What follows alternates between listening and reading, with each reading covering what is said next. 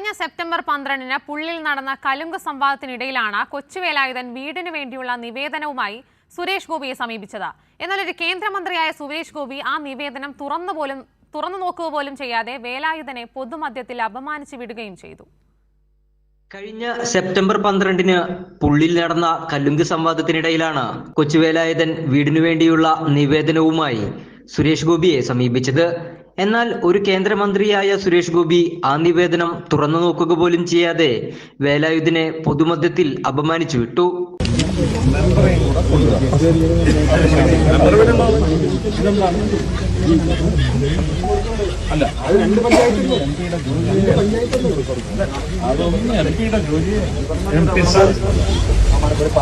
സന്തോഷമായി.